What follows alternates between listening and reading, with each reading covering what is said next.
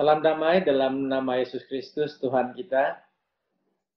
Bertemu kita kembali dalam pembahasan pelajaran Sekolah Sabat. Dan pada saat ini kita telah masuk ke pelajaran yang ke-10 dalam suku tahun yang kedua ini, dan pelajaran kita pada pagi ini bertajuk Perjanjian Baharu. Bersama saya pada saat ini Elder Robert, merupakan elder kerohanian dari Gereja SDA Perapat. Apa kabar, Elder Robert? Ya, kabar baik. Terima kasih, Elder Arnal. Terima kasih, Elder Robert.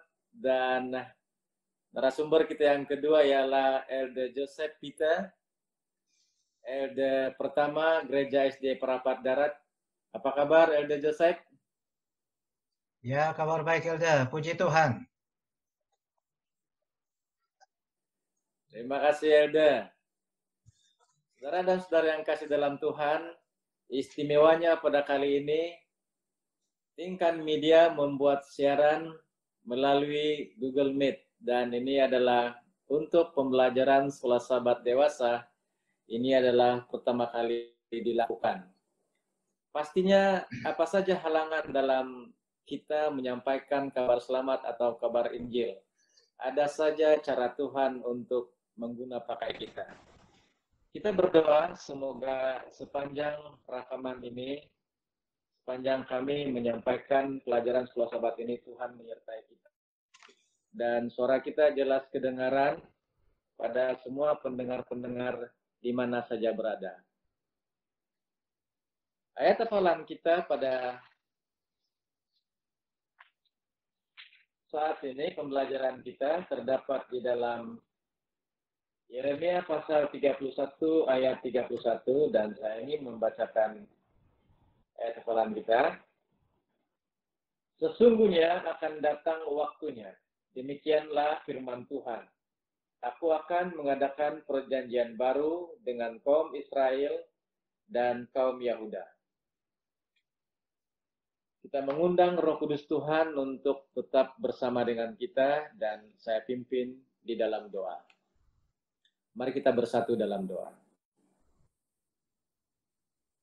Bapa kami di sorga, pada saat ini kami mengundang Roh Kudus Tuhan untuk bersama dengan kami ketika kami membahaskan pelajaran Sekolah Sabat pada saat ini.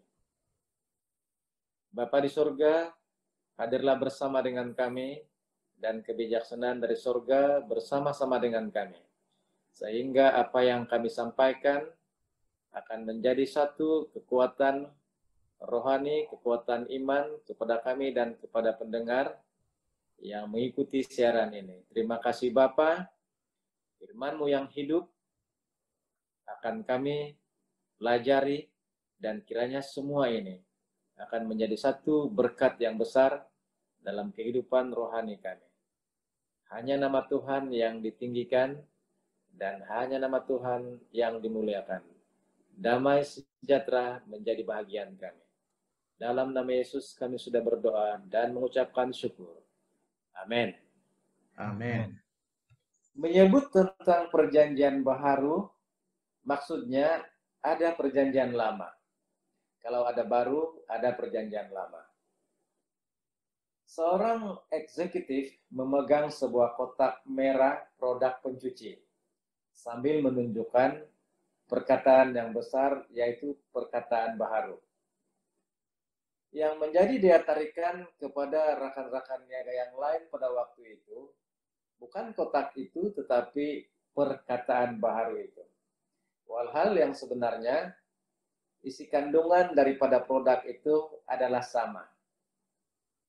Saudaraku yang kasih dalam Tuhan, pada saat ini kita akan membahas beberapa perkara yang ada kaitan langsung dengan pembelajaran kita. Yang pertama, sepanjang pembelajaran ini kita akan mengetahui apakah persamaan antara perjanjian lama dan perjanjian baru. Yang kedua, apakah peranan hukum dalam perjanjian. Kemudian kita akan masuk dengan siapa perjanjian itu dibuat. Yang keempat, apakah maksud perkataan Ibrani dengan kata perjanjian lebih baik? Kemudian yang terakhir, apakah hubungan antara perjanjian lama dengan tempat Maha Kudus surgawi? Walaupun topik-topik pembelajaran kita tidak menyentuh secara langsung tentang perkara-perkara yang saya sebutkan tadi, tetapi di dalam pembahasan nanti, persoalan-persoalan yang saya telah sebutkan tadi itu akan terjawab dan akan dirungkai oleh dua orang narasumber kita. Elder Joseph. Ya, Elder. Pada hari Ahad ini dikatakan sesungguhnya akan datang waktunya. Dan saya kira ini adalah satu pembelajaran yang menarik. Dan apakah yang dikatakan akan datang waktunya ini, Elder? Silakan, Elder. Terima kasih Elder Ronald sebagai moderator kita. Saya akan melakukan pembahasan ini dengan membacakan beberapa ayat di dalam Yeremia 31, yaitu bermula dengan ayat 31 hingga ayat yang ke-34. Saya bacakan di sini. Sesungguhnya akan datang waktunya, demikianlah firman Tuhan. Aku akan mengadakan perjanjian baharu dengan kaum Israel dan kaum Yahuda. Bukan seperti perjanjian yang telah kuadakan dengan nenek moyang mereka pada waktu aku memegang tangan mereka untuk membawa mereka keluar dari tanah Mesir. Perjanjianku itu mereka ingkari, meskipun aku menjadi Tuhan yang berkuasa atas mereka. Demikianlah firman Tuhan. Ayat yang ke-33. Tetapi beginilah perjanjian yang kuadakan dengan kaum Israel sesudah waktu itu. Demikianlah firman Tuhan. Aku akan menaruh Tauratku dalam batin mereka dan menuliskannya di hati mereka. Maka aku akan menjadi Allah mereka dan mereka akan menjadi umatku. Ayat yang ke-34. Dan tidak usah lagi orang mengajar sesamanya atau mengajar saudaranya dengan mengatakan, kenalilah Tuhan, sebab mereka semua, besar kecil, akan mengenal aku. Demikianlah firman Tuhan, sebab aku akan mengampuni kesalahan mereka dan tidak lagi mengingat dosa mereka. Jadi Elda, di dalam pembacaan firman Tuhan sebentar tadi, kita mendapati ada 4 poin utama yang terdapat di dalam ayat-ayat tadi menyangkut kepada persoalan yang terdapat di dalam pelajaran sekolah Sabat hari Ahad. Oke, poin pertama yang kita lihat di situ adalah Allah sendirilah yang memulaikan perjanjian itu. Dialah yang memiliki perjanjian itu dan dialah yang berkuasa atas perjanjian itu. Perkara yang kedua, Taurat yang disebutkan di dalam ayat itu adalah merujuk kepada hukum Allah. Bermakna hukum yang kita sedang bincang ini di dalam perjanjian itu adalah hukum Allah sendiri. Poin yang ketiga adalah aspek yang ditekankan adalah hubungan Allah dengan umatnya. Yaitu dengan jelas tadi bahwa Allah mengatakan bahwa akulah yang menjadi Allah kepada umatnya dan umatnya itu adalah milik Allah. Dan poin yang keempat adalah Allah membentuk dasar hubungan perjanjian itu dengan cara menaruh Taurat atau hukumnya di dalam batin umatnya dan menuliskannya di hati umatnya. Jadi daripada poin ini, ternyata bahwa perjanjian baharu yang dinabuatkan oleh Yeremia, ini bukanlah suatu perjanjian yang berbeza daripada perjanjian sebelumnya yang dibuat di Sinai kepada bangsa Israel. Tetapi ada unsur yang tetap sama. Nah, sebenarnya perjanjian atau hukum di Sinai itu tidak gagal sebenarnya, saudara dan saudari. Tetapi yang gagalnya di situ ialah bangsa Israel sendiri. Sebab mereka mengingkari atau melanggar perjanjian tersebut. Sebagaimana yang dicatat di dalam ayat yang ke-32. Nah, persoalannya di sini adalah, adakah perjanjian lama yang sudah usang atau ketinggalan zaman ini sudah tidak relevan lagi? Nah, jawabnya tidak.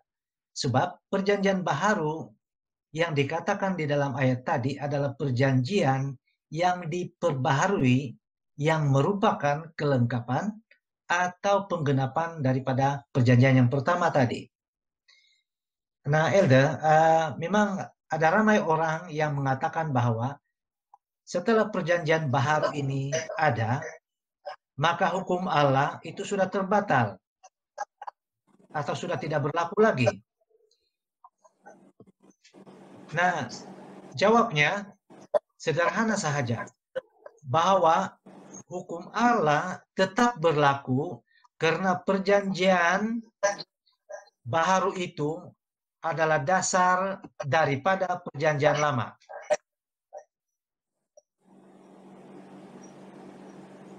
Oke, di dalam Matius 5 ayat 17 pun Yesus sendiri berkata bahwa janganlah kamu menyangka bahwa aku datang untuk meniadakan hukum Taurat, melainkan menggenapinya. Ini jelas menunjukkan bahwa perjanjian baharu ini tidak menggagalkan atau tidak membatalkan hukum yang terdahulu. Sebab jelas dikatakan bahwa yang baru dan yang lama itu adalah sama. Nah, persoalannya di sini adalah, apakah perjanjian yang diperbaharui itu?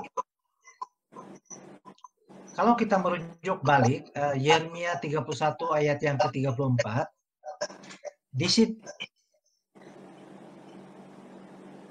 di situ Allah menjelaskan bahwa Dia akan mengampuni dosa umatnya, yang walaupun Dia menulis hukum itu di dalam hati manusia. Dan di dalam Yohanes 3 ayat 4 mengatakan bahwa karena dosa adalah pelanggaran hukum. Ini sebabnya Tuhan mau mengampuni kesalahan dan dosa kita yang melanggar hukum, sungguh pun tertulis di dalam hati kita. Nah, saya membawa perhatian saudara dan saudari atau kita semua bahwa ini adalah kasih karunia yang di dalam Kristus. Misalnya di dalam Matius 5 ayat 17 hingga 28, di situ Yesus memperkukuhkan lagi bagaimana hukum Taurat itu dipraktikkan, yaitu sepatutnya dilaksanakan hasil penurutan yang sungguh dan dengan penuh iman. Jadi Elda, setakat itu yang saya boleh kongsikan. Kembali kepada Elder Ronald. Silakan. Terima kasih Elder Joseph yang sudah memberikan penjelasan yang begitu baik sekali. Jadi Elder, maksudnya kegagalan orang Israel menurut hukum yang telah diberikan oleh Tuhan kepada Musa di Gunung Sinai itu sebenarnya tidak membatalkan perjanjian itu, kan? Ya benar, Elder. Nah, dia tidak membatalkan perjanjian itu, tetapi dia memperbaharui perjanjian itu dengan menyematkan di dalam hati orang-orang Israel tentang hukum perjanjian itu. Maksudnya ialah Tuhan mau supaya hukum itu yang merupakan intipati daripada perjanjian itu dan yang juga merupakan karakter Allah menjadi budaya atau dibudayakan di dalam kehidupan orang-orang Israel. Nah, kemudian perjanjian itu yang juga merupakan intipatinya hukum adalah merupakan kasih karunia Tuhan. Begitu kan, Elda? Iya, memang hukum ini adalah sebenarnya adalah kasih karunia Tuhan kepada manusia. Ya, terima kasih Elda. Elder Robert, di dalam pelajaran tadi ada menyebut tentang perjanjian baru dan Tuhan mau dalam Yeremia 31 ayat 32 menaruh Tauratku atau perjanjian itu di dalam hati orang-orang Israel. Nah, apakah ada perkaitan dengan pekerjaan hati? Silakan Elder Robert. Ya, terima kasih Elda. Salam dan selamat hari Sabat untuk semua. Baik, setiap kali perjanjian di antara Tuhan dan manusia dimulai, manusia dengan sifatnya yang berdosa itu selalu melanggar kontrak. Atau dengan kata lain, manusia sering kali gagal untuk mematuhi dan menuruti perjanjian itu. Sesungguhnya tidak ada salah di dalam perjanjian lama atau tidak ada kelemahan di dalam perjanjian lama zaman Israel kuno. Tetapi bangsa Israel yang berulang kali gagal mematuhi syarat karena mereka atau bangsa Israel ini mempunyai sifat atau sangat keras hati. Dan ibadah mereka yang berbentuk ritualisme yang membelenggu hati bangsa Israel ini. Nah, melalui perjanjian baru ini Tuhan meletakkan dasar dan fungsi perjanjian itu diukir atau dipahat di dalam hati manusia. Tuhan meletakkan hukum ilahi supaya dia kuat, diam, dan bekerja di dalam hati dan pikiran manusia ataupun bangsa Israel pada masa itu. Baik, di dalam satu kenyataan dalam Alkitab, aku akan memberikan mereka hati yang lain dan roh yang baru. Juga aku akan menjauhkan dari tubuh mereka hati yang keras, supaya mereka hidup menurut segala ketetapan dan peraturan-peraturan dengan setia. Maka mereka akan menjadi umatku dan aku menjadi Tuhan mereka. Itulah yang dikatakan oleh Tuhan. Di dalam perjanjian baru juga ini, Tuhan membuat perbezaan yang nyata, yang mana perlakuan orang-orang Israel dulu, agama itu hanya dikatakan di mulut dan bukan di hati. Inilah yang berlaku di dalam peribadatan orang Israel kuno. Ibadah yang tidak berperasaan atau disebut sebagai ritualisme. Bangsa Israel, kita yang seperti yang kita tahu bahwa tidak setia kepada Tuhan. Tetapi Tuhan ingin memperbaharui hubungan mereka ini, dan inilah intipati dari perjanjian baru, yaitu Tuhan ingin memenangkan hati bagi orang-orang Israel. Tuhan juga di dalam Yeremia 31 ayat 33 mengatakan, Tuhan ingin supaya kita memperbaharui pikiran dan perasaan kita. Aku akan menaruh Tauratku dalam batin mereka dan menuliskan dalam hati mereka. Dan perbaharuilah hatimu dan rohmu. Kamu akan kuberikan hati yang baru dan roh yang baru di dalam batinmu. Jadi, saudara sekalian, inilah yang dikehendaki oleh Tuhan supaya perjanjian itu diletakkan di dalam hati bangsa Israel supaya mereka dapat menurut dan mentaati perjanjian itu.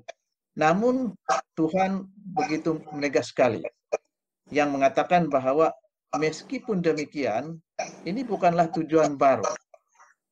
Yang lama itu dia kata bukan tujuan baru, tetapi dia mau bahwa hubungan yang sama sejak awal lagi antara Tuhan dan manusia itu dimiliki.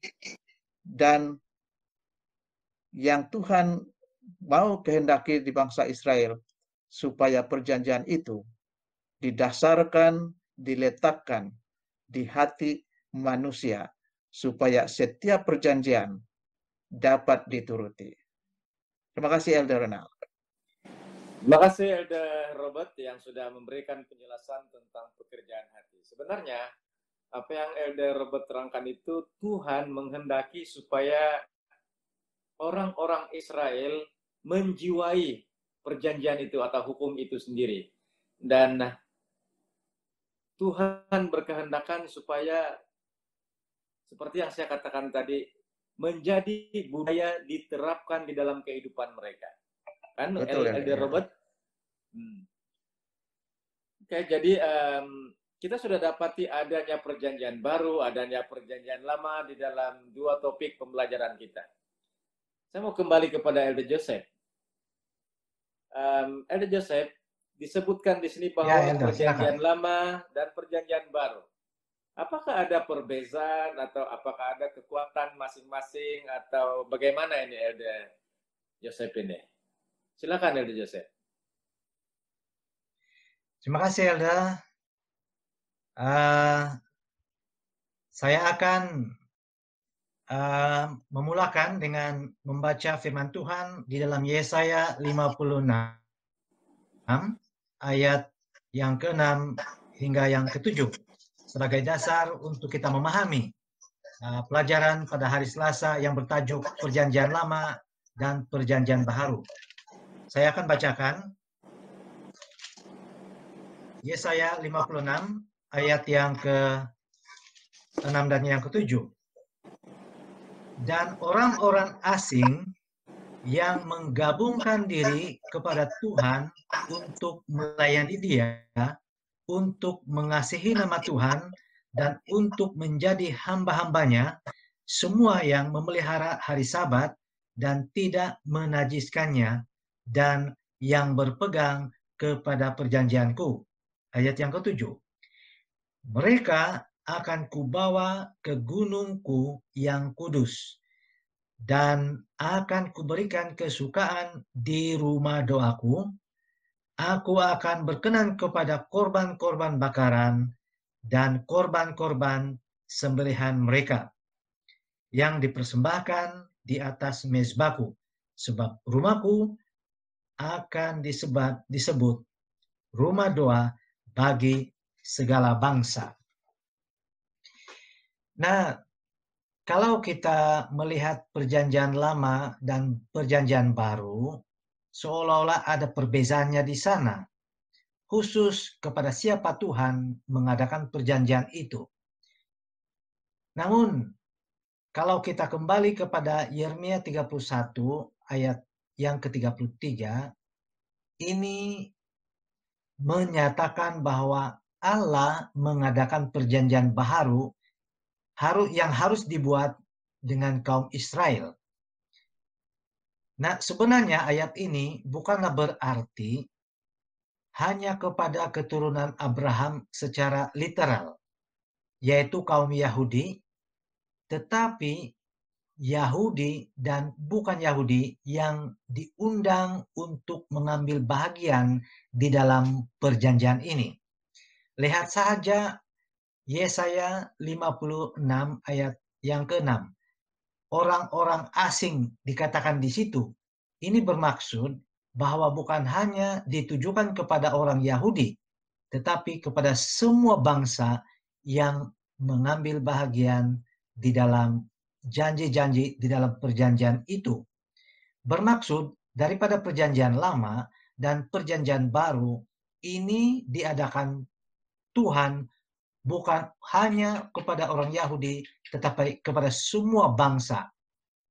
Tetapi untuk masuk di dalam perjanjian itu, sama ada Yahudi atau bukan Yahudi, yang menerimanya haruslah mematuhi syarat. Dan syaratnya itu ialah harus bersetuju untuk masuk dalam perjanjian itu dan harus setuju dengan janji-janji yang ada di dalam perjanjian itu.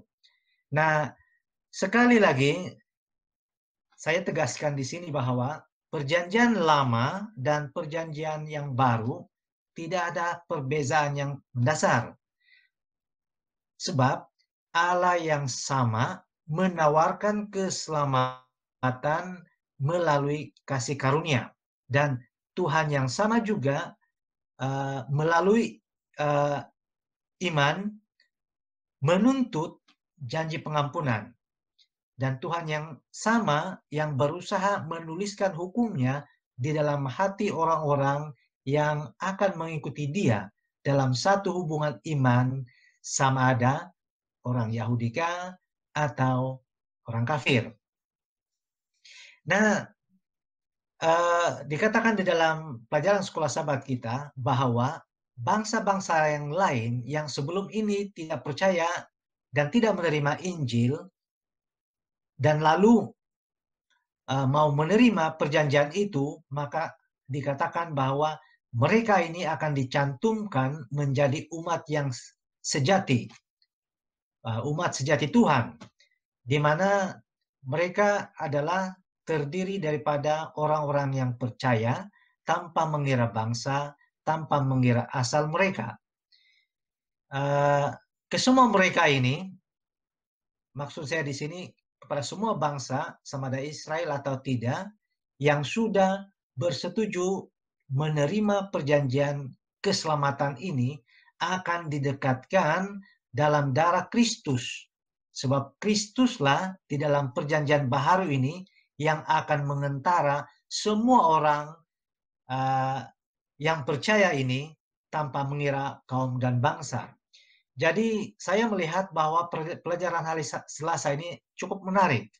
Di mana selama ini kita melihat bahwa perjanjian itu hanya kepada orang Yahudi. Tetapi tidak sebenarnya. Di dalam perjanjian lama dan baru dijelaskan bahwa Allah yang menawarkan di dalam perjanjian itu keselamatan kepada semua manusia di dunia ini. Setakat itu yang dapat dijelaskan Elder. Terima kasih Elder Joseph. Kalau kita melihat intipati dari perjanjian itu maksudnya mengarah kepada juru selamat kita, ya Elder? Ya benar, memang Yesus Kristus adalah pengantara atau juru selamat kepada semua bangsa. Dan itu adalah perjanjian baru. Iya. Ya, terima kasih Elder Joseph. Elder Robert. Ya, Saya Elder. melihat bahwa pembelajaran kita yang akan datang ini disebut sebagai perjanjian yang lebih baik. Jadi, apakah perjanjian yang lebih baik ini, Elder? Secara mendalamnya, saya pikir Elder Robert boleh mengupas dengan tuntas tajuk pembelajaran kita. Silakan, Elder. Ya, terima kasih sekali lagi, Elder. Nah, persoalan yang sering kali ditanya, yaitu mengapa perjanjian baru ini dianggap lebih baik daripada yang lama. Dan lanjutan daripada pelajaran hari Selasa yang baru saja diulas oleh Elder Joseph tadi, kita melihat bahwa keselamatan yang ditawarkan di dalam perjanjian lama dan baru ini adalah sama. Cuma dari keunikan dan keunggulan di dalam perjanjian baru ini berbanding dengan perjanjian lama adalah terletak kepada Yesus itu sendiri. Yaitu pernyataan tentang keselamatan umat manusia tidak lagi dinyatakan hanya melalui pengorbanan binatang atau penyembelihan domba seperti yang berlaku di dalam perjanjian lama. Tetapi di dalam perjanjian baru telah dinyatakan keselamatan itu telah terjadi melalui kematian Yesus di kayu salib. Ya, jelas sekali bahwa keselamatan yang ditawarkan itu dalam perjanjian lama dan baru adalah sama. Tetapi di dalam perjanjian baru sekali lagi dinyatakan bahwa kasih Tuhan dinyatakan dengan lebih lengkap. Perjanjian baru juga lebih baik dikatakan di sini karena segala sesuatu yang telah diajar melalui simbol atau diajar melalui lambang dan bayangan pada waktu perjanjian lama telah dinyatakan dan digenapi di dalam perjanjian baru, di mana Yesus hidupnya ataupun melalui pelayanan Yesus tanpa dosa dan kematiannya di kayu salib. Jadi saya ingin membaca di dalam Ibrani pasal 8 ayat 6 mengatakan seperti ini. Tetapi sekarang ia telah mendapat satu pelayanan yang jauh lebih agung. Karena ia menjadi pengantara dari perjanjian yang lebih mulia, yang didasarkan atas janji yang lebih tinggi. Nah, saudara sekalian, kitab Ibrani menjelaskan bahwa bagaimana Yesus menggenapi nubuatan perjanjian di dalam ataupun menggenapi di dalam perjanjian ini. Jelas menunjukkan bahwa perbezaan di antara perjanjian lama dan baru adalah bukan lagi dinyatakan secara simbol atau lambang ataupun bayangan, tetapi dinyatakan dengan jelas melalui Yesus. Dan perjanjian lama menggunakan simbol untuk menjelaskan keselamatan. Di dalam perjanjian baru tidak ada lagi simbol diperlukan karena Yesus mati untuk dosa-dosa kita. Jadi Elder Ronald dan Elder Joseph, kesimpulannya di sini keselamatan adalah sama di dalam kedua-dua perjanjian itu. Tetapi dalam perjanjian lama didasarkan pada satu janji di masa hadapan. Tetapi di dalam perjanjian baru didasarkan kepada satu janji yang telah digenapi melalui kematian Yesus Kristus di kayu salib. Terima kasih Elder. Itu yang saya dapat jelaskan. Terima kasih Elder Robert. Satu pembelajaran yang begitu baik sekali saya kira. Dan pembelajaran kita yang terakhir dan memang sangat berkait rapat dengan apa yang Elder Robert nyatakan tadi. Kita dapati bahwa upacara korban di Ka'bah yang dilakukan oleh imam, tentunya daripada orang Lewi, hanya merupakan simbol pengorbanan Yesus untuk menebus dosa kita ataupun dosa manusia di dunia ini.